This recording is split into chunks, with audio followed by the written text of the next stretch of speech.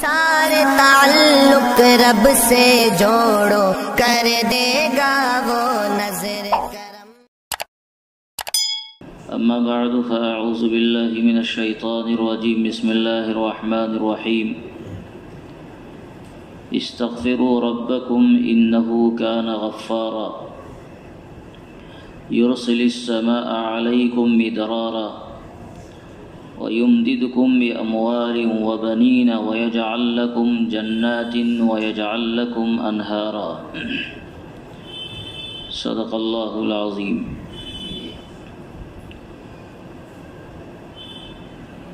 اللہ رب العزت نے انسانوں پر بے شمار نعمتیں، احسانات کر رکھے ہیں۔ ایسی ایسی نعمتیں اللہ تعالیٰ نے انسانوں پر نازل فرمائی ہیں کہ آدمی ان میں سے کسی بھی نعمت کا شکریہ اگر ادا کرنا چاہے تو اس کا کوئی حق ادا نہیں ہو سکتا ہے۔ یہ نعمتیں جتنی انسانوں کو ضرورت ہوتی ہے، اللہ کی طرف سے اس کا عموم، اس کا فیضان اتنا ہی زیادہ ہوتا ہے۔ آپ دیکھیں گے جو چیزیں آپ کو جتنی ضرورت ہے وہ چیزیں اتنی ہی فری میں دستیاب ہوتی ہیں۔ دنیا کا نظام اور دنیا کے حکمراں کا نظام اگر گڑبڑ ہو جائے اور اس کی وجہ سے چیزوں میں مہنگائیاں آنے لگیں تو وہ دنیا کا ایک مسئلہ ہے، لیکن اللہ رب العزت کی طرف سے جو انتظام ہوتا ہے اس میں یہ اصول عام طور سے کام فرما ہے کہ جو چیزیں انسان کی ضرورت کے لیے جتنی زیادہ ضروری ہوتی ہیں، اللہ تعالیٰ کی طرف سے اس کو اتنا ہی زیادہ عام کیا جاتا ہے۔ اور پھر ان چیزوں میں انسان جب اللہ تعالیٰ کا شکریہ ادا کرتا ہے تو اللہ تعالیٰ اسے اور بڑھاتے ہیں، اور جب انسان اللہ کی ناشکری کرنے لگتا ہے تو یہ اللہ رب العزت کا قانون ہے، لئن شکرتم لازیدنکم ولئن کفرتم ان عذابی لشدید۔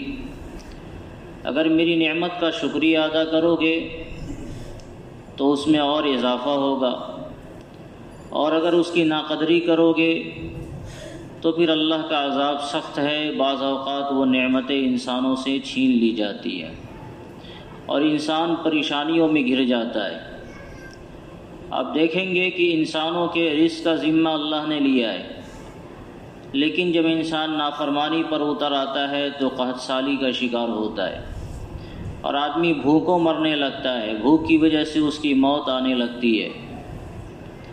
تو یہ اس لیے حالات دیکھنے پڑتے ہیں کیونکہ انسان اللہ کی نافرمانی کا شکار ہوتا ہے، اور جب انسان اللہ کی نافرمانی کا شکار ہوتا ہے، حد سے آگے بڑھتا ہے، تو اللہ تعالیٰ کی طرف سے غضب کے نظارے نظر آنے لگتے ہیں، اللہ کا غضب بھڑک اٹھتا ہے، اور پھر اللہ کی نعمتیں دھیرے دھیرے چھینی جاتی ہیں۔ قرآن کریم نے مختلف مواقع پر اس مضمون کو بیان کیا ہے۔ اللہ تعالیٰ فرماتے ہیں وَلَوْ أَنَّ أَهْلَ الْقُرَىٰ آمَنُوا وَاتَّقَوْا لَفَتَحْنَا عَلَيْهِمْ بَرَكَاتٍ مِّنَ السَّمَاءِ وَالْأَرْضِ، کہ اگر یہ بستی والے اللہ تعالیٰ کی فرما برداری کرتے، ایمان لاتے اور تقوی کی زندگی اختیار کرتے تو زمین اور آسمان کی برکتوں کو ان پر ہم کھول دیتے۔ یعنی آخرت میں جو کامیابی انسان کو نیکیوں پر، تقوی کی زندگی پر ملتی ہے وہ تو ہے ہی اپنی جگہ، دنیا کی جو نعمتیں انسانوں کو دستیاب ہیں اس کی بڑی وجہ نیکی ہے، اعمال صالحہ ہیں۔ بہت سے لوگ اللہ تعالیٰ کی فرما برداری میں لگے ہوئے ہیں تو اللہ تعالیٰ یہ انعام اسے بھی دیتا ہے اور اس کے صدقے دوسروں کو بھی دیتا ہے۔ نافرمانوں کو بھی یہ انعام ملتا ہے اور فرما برداروں کو بھی ملتا ہے۔ ہوا یہ ایک ایسی نعمت ہے جو عام ہے، سب کے لیے ہے۔ پانی ایسی نعمت ہے جو سب کے لیے ہے۔ آگ ایسی نعمت ہے جو سب کے لیے ہے۔ کسی پر بندش نہیں ہے کہ جو میرا فرما بردار ہوگا وہ استعمال کرے گا اور جو میرا نافرمان ہوگا وہ استعمال نہیں کرے گا، یہ کسی پر بندش نہیں ہے۔ لیکن جب آدمی نافرمانی اللہ تعالیٰ کی حد سے کرنے لگے تو پھر آسمان سے بارش آنا بند ہو جاتا ہے، زمین سے غلہ نکلنا بند کر دیا جاتا ہے، ہواؤں کے اندر سختی پیدا کر دی جاتی ہے۔ تو یہ اس لیے حالات پیش آتے ہیں، اس لیے کہ انسان اللہ کی نافرمانی کا شکار ہوتا ہے۔ اس کا علاج بس یہی ہے کہ آدمی اللہ کی اطاعت پر اپنے آپ کو جمائے رکھے۔ قرآن کریم نے کہا ہے من اراد الآخرۃ وسعى لها سعيها وهو مؤمن فاولئك كان سعيهم مشکورا۔ جو آدمی آخرت کا طالب ہوتا ہے تو اللہ کے یہاں اس کی کوششیں قابل قدر سمجھی جاتی ہیں اور آخرت کا انعام اسے دیا جاتا ہے۔ اور ظاہر ہے کہ جب آدمی کو آخرت دیا جائے گا تو دنیا سے محروم کر دیا جائے، ایسا نہیں ہوتا ہے، بلکہ دنیا میں بہت سے لوگ ایسے ہیں جو انہی اصحاب تقوی کی وجہ سے اللہ تعالیٰ کے انعامات سے وہ سرفراز ہوتے ہیں۔ چنانچہ اگر یہ اہل تقوی نہ رہیں، اہل ایمان نہ رہیں، تو پھر زمین اور آسمان کا یہ نظام جو چل رہا ہے اور بڑے مستحکم انداز میں چل رہا ہے، یہ نظام اللہ رب العزت بند فرما دے گا اور قیامت آ جائے گی۔ تو اس دنیا کو بھی اللہ تعالیٰ نے گویا صلاح و تقوی سے جوڑ رکھا ہے۔ اگر آپ کو اللہ کی نعمتوں کا مستحق ہونا ہے، آپ کو رزق کی فراوانی چاہیے، پریشانیوں سے آپ کو آسانیاں چاہیے، بیماریوں سے آپ کو شفا چاہیے، تو اس سب کا واحد علاج یہ ہے کہ آدمی اللہ کی فرما برداری میں اپنے آپ کو لگائے۔ یہ ضروری نہیں ہے کہ اللہ کے جو خاص بندے ہوتے ہیں اسے پریشانی نہیں آتی ہے، یہ نہیں ہے کہ آپ 5 وقتہ نماز پڑھنے لگیں تو آپ کو کوئی پریشانی نہ ہو، اور آپ 1 وقت کی نماز نہ پڑھیں تو آپ کو بہت زیادہ پریشانی ہو۔ یہ دنیا ایسا کوئی نظام نہیں ہے۔ ایسا ہو سکتا ہے کہ جو بندہ اللہ کی خوب اطاعت کر رہا ہو پریشانیوں میں گھرا ہوا ہو، اور ایسا بھی ہو سکتا ہے کہ جو بندہ اللہ کی خوب نافرمانی کر رہا ہو، خوب عیش و عشرت میں اس کی زندگی گزر رہی ہو۔ تو یہ کوئی دنیا میں معیار نہیں ہے کہ پریشانیوں کا آنا مجرم ہونے کی علامت ہے، یا آسائش کا آنا اللہ کے یہاں مقبول ہونے کی علامت ہے۔ یہ وہ غلط فہمی ہے جو کفار کو تھی زمانے جاہلیت کے اندر، کہ ہم آرام میں ہیں، اس کا مطلب یہ ہے کہ اللہ کے ہم مقبول ہیں۔ اور صحابہ کرام رضوان اللہ تعالی علیہم اجمعین کے ساتھ دنیا کی تنگیاں تھیں تو یہ حضرات سمجھتے تھے کہ یہ اللہ کے یہاں مقبول نہیں ہے۔ تو دنیا میں پریشانیوں کا آنا یہ معیار فسق نہیں ہے، یا دنیا میں آسائش کا ہونا یہ معیار صلاح نہیں ہے۔ لیکن یہ بات بھی طے ہے کہ انسان جب اللہ کی فرما برداری کرتا ہے تو اس کی وجہ سے اللہ تعالیٰ رزق کے دروازوں کو کھولتا ہے، آسمان سے بارشیں ہوتی ہیں، زمین غلے نکالنا شروع کرتی ہے، اور خوب ہر طرف ہریالی اور فراوانی ہوتی ہے۔ اور جب آدمی اللہ کی نافرمانی کرنے لگے اور عمومی طور پر اس کی نافرمانی ہونے لگے تو پھر اللہ کا عذاب آتا ہے، ما اصابکم من مصیبت فبما کسبت ایدیکم، تمہاری پریشانیاں تمہاری بدعمالیوں کا نتیجہ ہوتی ہیں۔ انسان جب اللہ کی نافرمانی میں حد سے آگے بڑھتا ہے تو اللہ تعالیٰ کی طرف سے انعامات کی بارش بند ہو جاتی ہے۔ یہ پانی اللہ رب العزت کی ایک بہت بڑی نعمت ہے، اس کا اندازہ شاید ہم نہ کر سکیں، اس لیے بھی اس کا اندازہ نہیں کر سکتے کہ اسے خریدنا نہیں پڑتا ہے، بہت آسانی سے یہ پانی ہمیں مل جایا کرتا ہے۔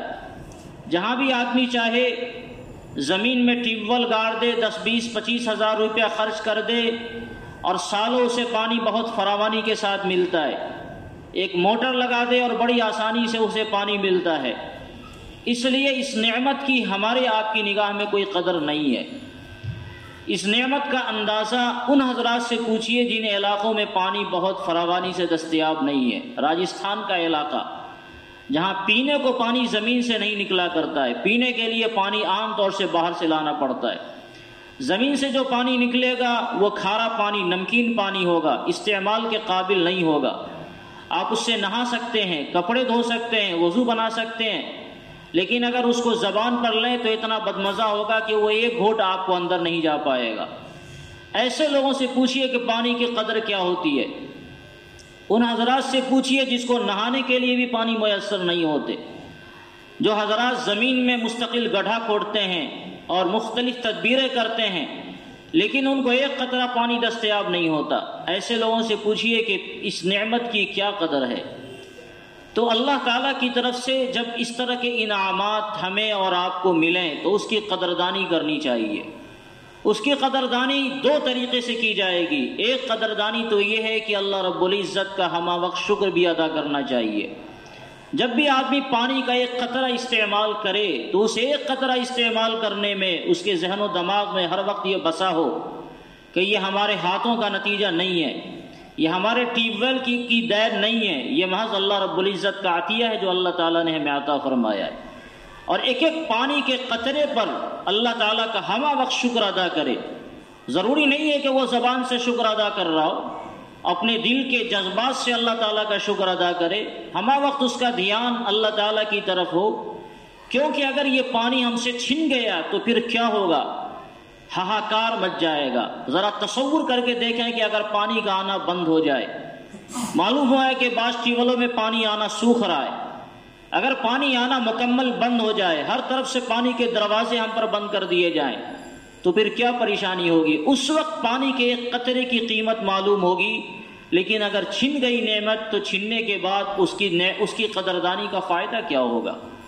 اس لیے اللہ نے جب تک جو نعمتیں دی اس نعمت کی قدردانی ہمیں کرنی چاہیے، اور اس نعمت کی قدردانی یہ ہے کہ ہمہ وقت اس پر اللہ کا شکریہ ادا کرنا چاہیے۔ کب کوئی نعمت چھن جائے کوئی ضروری نہیں ہے۔ اگر آپ کے پاس 1,00,000 2,00,000 روپے ہیں اور آپ سمجھتے ہیں کہ سمرسیبل سے ہم پانی نہیں نکال لیں گے زمین سے، اگر ٹیوب ویل فیل ہو گیا تو کیا ہو گیا؟ ہمارے پاس آپشن موجود ہے، سمرسیبل کا آپشن موجود ہے، ہم نکال لیں گے۔ قرآن کریم نے کہا قُلْ أَرَأَيْتُمْ إِنْ أَصْبَحَ مَاؤُكُمْ غَوْرًا فَمَن يَأْتِيكُم بِمَاءٍ مَّعِينٍ۔ اگر اللہ چاہے تو یہ پانی زمین کی تہوں میں چلا جائے، اور پھر کون ہوگا جو تمہیں بہتے چشمے کو تمہارے سامنے لائے گا؟ کوئی نہیں لا سکتا ہے۔ جب ایک بندے کے سامنے قرآن کریم کی یہ آیت پڑھی گئی تو اس نے بڑے فخریہ انداز میں کہا تھا کہ ہم کدال وغیرہ سے پانی کو نکال لیں گے، مشینوں سے پانی ہم نکال لیں گے، ہمیں بہت ضرورت نہیں ہے، زمین کو کھودیں گے اور پانی نکال لیں گے۔ رات میں وہ سویا، ایک فرشتے نے اس کی آنکھ پر اپنا پر مار دیا، اس کی آنکھ کا پانی بہہ گیا، اور اسے کہا کہ اگر تم پانی نکال سکتے ہو، تمہارے پاس کدال اور پھاوڑے ہیں، تو آنکھ کا ایک قطرہ کا پانی تو بہا ہے، اس پانی کو لے آؤ اگر تم لا سکتے ہو۔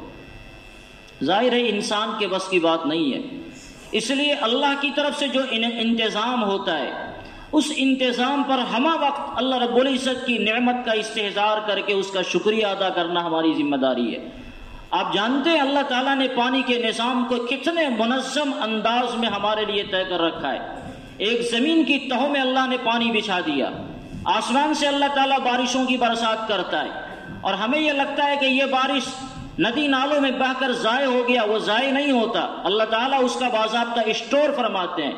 کہیں اس پانی کو برف کے تودوں کی شکل میں جمع کر دیا جاتا ہے تاکہ وہ پانی خراب نہیں ہو، جس طرح فریج میں کوئی پانی رکھا ہوا ہے وہ خراب نہیں ہوتا ہے۔ تو اس زمین کے اوپر اللہ تعالیٰ نے پہاڑوں پر ایسا نظام بنایا فریج کا، جو آپ کے فریج سے لاکھوں گنا پاور کا فریج اللہ تعالیٰ نے پہاڑ کی تہوں میں رکھا ہے اور اس کی چوٹیوں پر رکھا ہے۔ وہاں پہاڑ کے بڑے بڑے برف جما دیے جاتے ہیں تاکہ وہ پانی کبھی خراب نہیں ہو، پھر وہاں سے وہ رس رس کر جاتا ہے ندیوں میں، نالوں میں۔ جو پانی سمندر میں جمع ہوتا ہے اللہ تعالیٰ نے اس کی حفاظت کا انتظام کیا، اس میں نمکینی ڈال دی، اس لیے کہ ہزاروں اس میں جانور رہتے ہیں، وہ مرے گا تو پانی سڑ جائے گا، گل جائے گا، خراب ہو جائے گا، اس میں بدبو پیدا ہو جائے گی۔ تو اس کا انتظام اللہ تعالیٰ نے یہ کیا کہ اس میں نمکینی ڈال دی۔ اب لاکھ گندگیاں اس میں پڑتے رہیں، لاکھ خرابیاں اس میں آتی رہیں، لیکن پانی اپنی اصلی حالت پر رہتا ہے۔ پھر انسان جب چاہتا ہے وہاں سے نکالتا ہے، فلٹر سے فریش کر کے پھر اس کا استعمال کرنے لگتا ہے۔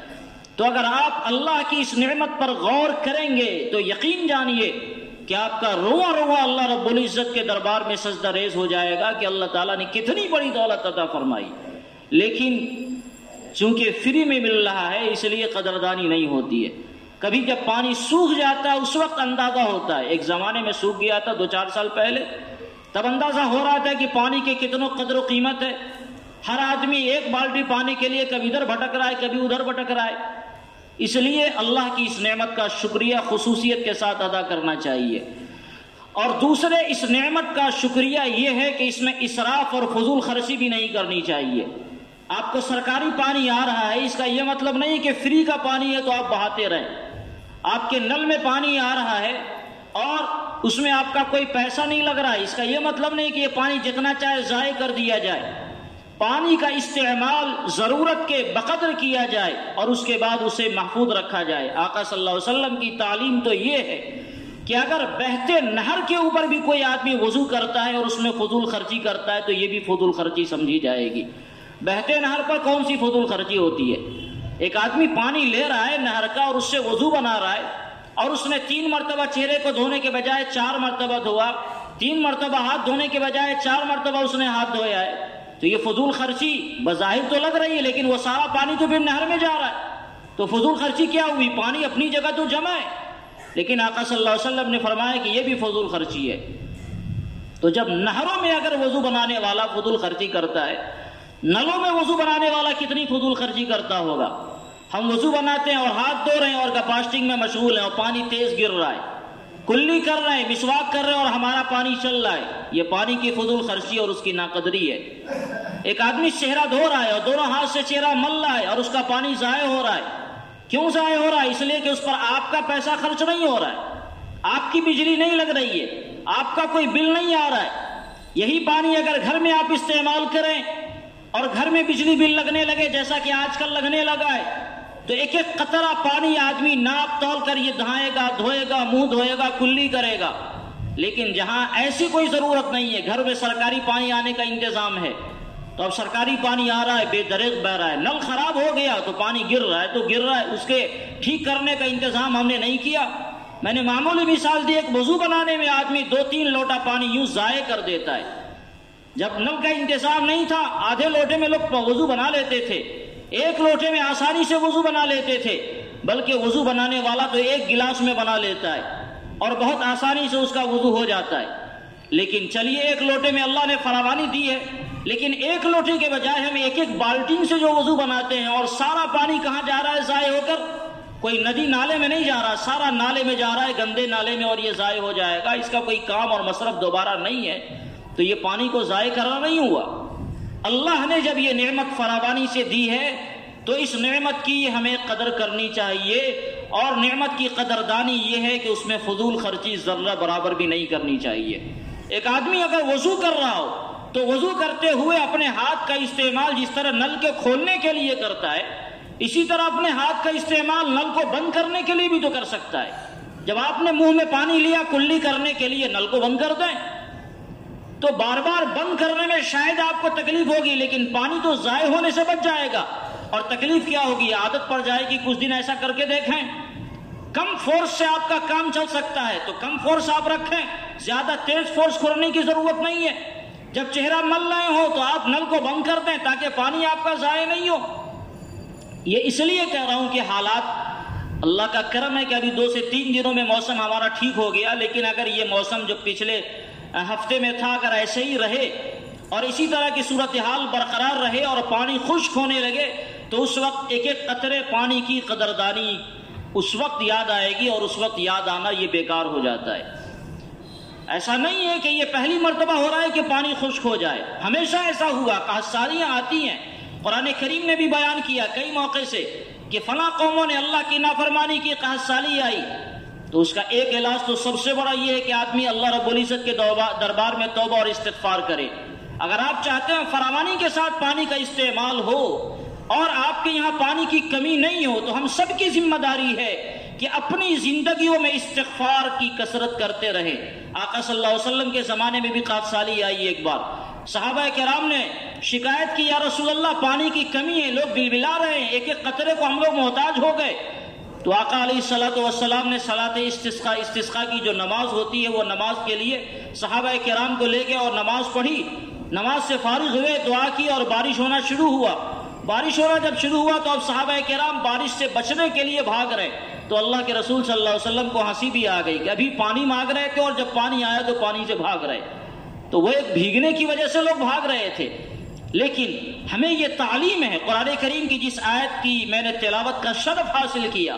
سیدنا نوح علیہ السلام نے یہ آیت اور اس کا مضمون اپنی قوم کو سنایا تھا. سورہ نوح میں اس کا تذکرہ ہے کہ انہوں نے اپنی قوم کو سناتے ہوئے یہ کہا اے لوگو اللہ رب العزت سے استغفار کرتے رہو. اس کے نتیجے میں کیا ہوگا؟ استغفروا ربکم انہ کان غفارا. ایک تو اللہ تعالیٰ تمہارے گناہوں کو بخش دیں گے. وَيُرْسِلُ السَّمَاءَ عَلَيْكُمْ مِدْرَارًا, اور آسمان سے موسلا دھار بارش اللہ تعالیٰ برسائیں گے. سمجھ میں آتا ہے کہ جس قوم میں استغفار کی قلت ہو جائے تو آسمان سے بارش کا آنا بند ہو جاتا ہے. جس قوم میں استغفار کرنے والے لوگ رہیں اس کا مطلب یہ ہے کہ آسمان بارش دینا شروع کرتا ہے, بارش بند نہیں کرتا. تو اگر ہم چاہتے ہیں کہ ہمارے پانی کو روکا نہیں جائے اللہ کی طرف سے, یاد رکھیے میں نے بتایا کہ اپنے بازوؤں پر آدمی کو اعتماد نہیں ہونا چاہیے. ہمیشہ اللہ رب العزت کی قدرت کی طرف, اس کی مشیت کی طرف ہماری توجہ ہو. وہ چاہے گا اس کی قدرت ہوگی تو ہوگا, وہ نہیں چاہے گا تو نہیں ہوگا. تو اس لیے استغفار کی کثرت ہمیں کرنی چاہیے. استغفار کی کثرت سے آسمان موسلادھار بارش برساتا ہے. یہ قرآن کریم نے پیشین گوئی کی ہے. یہ اور بات ہے کہ بعض مفسرین نے یہ فرمایا یہ آیت شاید ہو سکتا ہے حضرت نوح علیہ السلام کی قوم کے ساتھ خاص ہو. ایسا ممکن ہے کہ آدمی دعا کرے اور اس کے باوجود بھی بارش نہ ہو, یہ بھی ہو سکتا ہے. لیکن اللہ کی رحمت سے کوئی بعید نہیں ہے. اللہ تعالیٰ ہو سکتا ہے کوئی دوسری چیز دینا چاہ رہا ہے تو اس وقت ہوتا ہے. لیکن عام حالات میں آپ دیکھیں گے ایک آدمی اللہ کے سامنے استغفار کرتا ہے, استسقاء کی نماز پڑھتا ہے اور اس وقت اللہ تعالیٰ بارش برسا دیتے ہیں. اس لیے اے لوگوں اللہ رب العزت کے دربار میں استغفار کی کثرت ہمیں کرنی چاہیے. سیدنا موسیٰ علیہ السلام کے زمانے میں ایک مرتبہ قحط سالی آئی, لوگ پریشان ہو گئے. لوگوں نے حضرت موسیٰ علیہ السلام سے کہا یا رسول اللہ یہ صورتحال ہے دعا فرمائیں. تو حضرت موسیٰ علیہ السلام 70,000 انسانوں کو لے کر ایک جگہ جمع ہوئے اور دعا فرمانے لگے. نبی یہ وقت دعا فرما رہے اور سب لوگ آمین کہہ رہے ہیں. 70,000 کا یہ مجمع ہے. ایک دن دعا ہوئی لیکن بارش کا کوئی ایک قطرہ نہیں برسا, نہ کوئی بادل آیا, نہ کوئی بجلی چمکی. دوسرے دن پھر حضرت موسیٰ علیہ السلام نے اعلان فرمایا کہ آج بھی دعا ہوگی, آج بھی لوگ جمع ہو جائیں. دوسرے دن بھی لوگوں نے جمع ہو کر دعا کی. اس کے بعد بھی یہی صورتحال. تیسرے دن بھی ایسا ہی ہوا, اس کے بعد بھی ایک قطرہ پانی نہیں برسا. اب آپ سوچئے کہ نبی وقت اور جلیل القدر نبی 70,000 کے مجمع کے ساتھ اللہ رب العزت کے دربار میں گریہ وزاری کر رہا ہے اور اللہ تعالیٰ سے پانی کے بوند بوند کا سوال کر رہا ہے, لیکن وہاں سے ذرہ برابر بھی کوئی اثر نہیں دکھ رہا ہے. تو حضرت موسیٰ علیہ السلام نے اللہ رب العزت سے گزارش کی مولا یہ امت پریشان ہے, اس کو پانی کے ایک ایک قطرے کی ضرورت ہے اور لوگ دعا کر رہے ہیں اور آپ تو دعاؤں کے قبول کرنے والے ہیں, پھر بارش کیوں بند ہے؟ تو سنیے حضرت اللہ رب العزت کی طرف سے وحی آئی کہ موسیٰ اس 70,000 کے اندر ایک بندہ ایسا ہے جس نے 40 سال سے مجھ کو ناراض کر رکھا ہے. ایک بندہ ایسا ہے جس نے 40 سال سے مجھ کو ناراض کر رکھا ہے. اس بندے کو اس مجمع سے نکالو, میں ابھی بارش بھیج دوں گا. 70,000 کا مجمع اللہ کے سامنے گریہ وزاری کر رہا ہے, لیکن اس میں ایک بندہ اللہ کا نافرمان تھا. تو 70,000 کی دعائیں رائگاں ہو رہی تھی اور ایک دعا قبول نہیں ہو رہی تھی. ہم لوگ دعا کرتے ہیں اور سمجھتے ہیں دعائیں قبول نہیں ہوتی. ہمارا معاشرے کا آوا کاوا بگڑا ہوا ہے, دعائیں کیسے قبول ہوں گی؟ ہم سب کی ذمہ داری ہے کہ اللہ رب العزت کے سامنے توبہ استغفار کریں. یہ علماء کی, مولویوں کی اور فلاں کی کوئی ذمہ داری نہیں ہے. ہر آدمی اس بات کا ذمہ دار ہے. جانتے ہیں کہ ہم گناہ کرتے ہیں, اس گناہ کے اثرات اتنے خطرناک ہوتے ہیں کہ ہمارے گناہوں کی وجہ سے صرف انسانیت ہی نہیں, یہ چرند پرند بھی ہمارے گناہوں کی وجہ سے پریشان ہوتے ہیں. انہیں بھی تکلیف ہوتی ہے ہمارے گناہوں کی وجہ سے, اور ہم سمجھتے ہیں یہ میرا پرسنل معاملہ ہے. دنیا نے یہ سمجھا رکھا ہے کہ میری لائف میرا پرسنل معاملہ ہے. ہم اگر شراب پیئیں یہ میرا معاملہ ہے. صاحب آپ کا معاملہ نہیں, یہ پورے معاشرے کا معاملہ ہے. ایک آدمی اگر زنا کرتا ہے تو پورے معاشرے پر اس کے اثرات پڑتے ہیں. ایک آدمی اگر رشوت لیتا ہے, ایک آدمی اگر سود لیتا ہے, پورے معاشرے پر اس کے اثرات پڑتے ہیں. آج آپ یہ کہہ سکتے ہیں اپنی طاقت کی بنیاد پر یہ میرا پرسنل معاملہ ہے, لیکن اللہ رب العزت کے دربار میں سب لوگ کل قیامت کے دن دامن گیر ہوں گے اس شخص کا جس کے ظلم اور جس کی نافرمانیوں کی وجہ سے پوری کی پوری قوم اور چرند پرند یہ درندے تک پریشان تھے کہ یا اللہ اس کے گناہ کی وجہ سے ہمیں بھی پریشانی ہوئی تھی، آج ہم بدلہ چاہتے ہیں. اس وقت کیا ہوگا؟ ایک بندہ وہ اللہ کی نافرمانی کر رہا ہے، جلیل القدر نبی حضرت موسیٰ علیہ السلام دعا فرما رہے اور اس کے اثرات ظاہر نہیں ہو رہے. تو اللہ تعالیٰ نے حضرت موسیٰ علیہ السلام سے یہ کہا کہ اس بندے کو مجمع سے نکالو، ابھی بارش ہو جائے گی. تو حضرت موسیٰ علیہ السلام نے عرض کیا یا اللہ اس 70,000 میں کس بندے کو ہم نکالیں، کیسے پتا چلے وہ بندہ ہے؟ تو کہا اعلان آپ کریں، آپ اعلان کریں کہ بھائی ایک بندے کی وجہ سے اللہ تعالیٰ نے بارش کو روک رکھا ہے اور 40 سال سے اس بندے نے اللہ کو ناراض کیا ہوا ہے، تو ہو سکتا ہے کہ وہ بندہ سن لے اور نکل جائے. تو حضرت موسیٰ علیہ السلام ایک ٹیلے پر چڑھے اور چڑھ کر اعلان کیا کہ لوگوں 3 دنوں سے ہم لوگ دعا کر رہے، دعا قبول نہیں ہوتی. اللہ کی طرف سے یہ حکم آیا ہے کہ اس میں ایک بندہ ایسا ہے جس نے 40 سال سے اللہ کو ناراض کر رکھا ہے، وہ نکل جائے اس مجمع سے، بارش ابھی ہو جائے گی. اس آواز کو اللہ تعالیٰ نے پورے مجمع تک پہنچایا. اس تک بھی یہ آواز پہنچی جو بندہ واقعی 40 سال سے نافرمان تھا، اس کے کان میں جب یہ آواز پہنچی تو وہ چونکا، وہ لرز گیا کہ یہ کیا ہو گیا، میری وجہ سے پوری امت بارش سے پریشان ہو رہی ہے، بارش نہیں آ رہی ہے میرے گناہوں کی وجہ سے. اب اس کے سامنے 2 راستے تھے، وہ کرتا کیا؟ وہ نکل جاتا تو رسوائی ہوتی، رہ جاتا تو پھر بارش نہیں ہو رہی ہے، سب لوگ پریشان ہیں، وہ کیا کرتا؟ اب اس کو ندامت ہوئی اور وہیں وہ سجدہ ریز ہو کر اللہ کے دربار میں رونا اور گر گرانا شروع کیا. اس نے کہا یا اللہ 40 سال میں نے آپ کی نافرمانی کی اور آپ نے پردہ پوشی فرمائی ہے، آج اگر میں اس مجمع سے باہر نکل جاؤں تو دنیا دیکھی کہ کہے گی یہی پاپی ہے جس کی وجہ سے اللہ نے بارش کو روک رکھا تھا. تو میری رسوائی آپ کی نگاہ میں جو ہے وہ تو ہے، یہ دنیا میری نگاہ میں، دنیا کی نگاہوں میں ذلیل ہو جاؤں گا. کم سے کم اس ذلت کو یا اللہ آپ نے اب تک پردہ فرمایا ہے، اس ذلت سے ہمیں بچا لے اور اب بھی پردہ فرما دے. اور اگر میں رہ رہا ہوں تو میری وجہ سے بارش نہیں ہو رہی ہے، یا اللہ میں آپ سے اپنے گناہوں سے توبہ کرتا ہوں اور آئندہ عزم کرتا ہوں کہ آپ کی نافرمانی نہیں کروں گا. ادھر اس بندے نے اللہ کے سامنے رونا، گر گرانا، آہوزاری کرنا شروع کیا. حضرت موسیٰ علیہ السلام کا ادھر اعلان جاری ہے کہ بھائی کون ہی نکل جائے، کوئی نکلنے کو تیار نہیں، بھلا کون نکلے گا؟ اور جس کو نکلنا تھا اس نے آہوزاری شروع کر دی. اتنے ہی میں بادل آیا اور تیز بارش ہونا شروع ہو گئی. تو حضرت موسیٰ علیہ السلام نے اللہ سے پوچھا یا اللہ یہ ماجرا سمجھ میں نہیں آیا، اعلان کے باوجود کوئی نکل نہیں رہا ہے اور اس کے باوجود بارش ہو گئی. تو اللہ تعالیٰ نے فرمایا کہ جس بندے کی وجہ سے ہم نے بارش کو روکا تھا اسی بندے کی وجہ سے ہم نے بارش بھیجی ہے.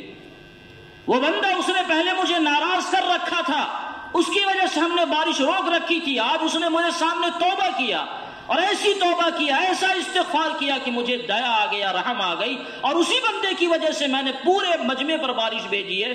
میری یہ رحمت اس بندے کی دین ہے، اس کی توبہ کا صدقہ ہے. تو حضرت موسیٰ علیہ السلام نے عرض کیا یا اللہ اتنے خوش نصیب بندے کو میں دیکھنا چاہتا ہوں جس کی وجہ سے آپ نے بارش بھیجی ہے. تو اللہ تعالیٰ نے بتایا کہ میں اسے دکھلا نہیں سکتا وہ کون ہے.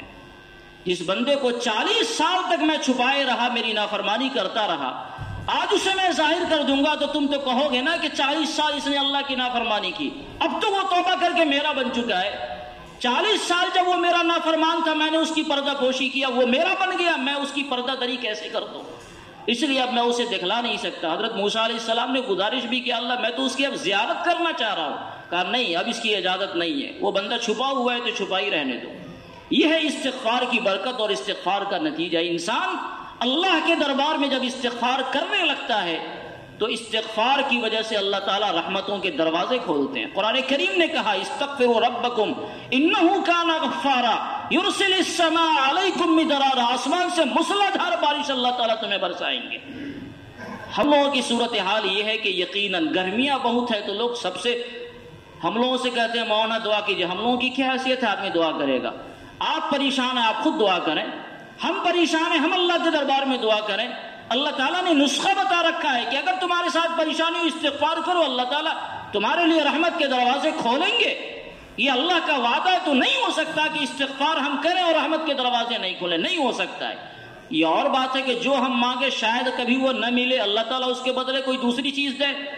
اللہ تعالیٰ ہمیں خوب رولانا چاہتے ہو، یہ بھی ہو سکتا ہے. خوب رو، اور جب انسان روتا ہے تو اللہ رب العزت کو انسانوں پر اور ترس آتا ہے. تو یہ بھی ہو سکتا ہے کہ ہم بار بار روئیں، اللہ تعالیٰ ہم کو ہمارا روتا ہوا دیکھنا پسند آتا ہو، یہ عین ممکن ہے۔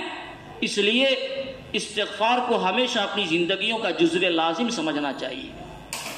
ہم لوگوں نے توبہ کرنا بند کر دیا ہے، گناہ تو دھڑلے سے کرتے ہیں، لیکن گناہ کرنے کے بعد گناہ کو ایسا اڑا دیتے ہیں جیسے کوئی مکھی بیٹھی تھی اڑا دیا۔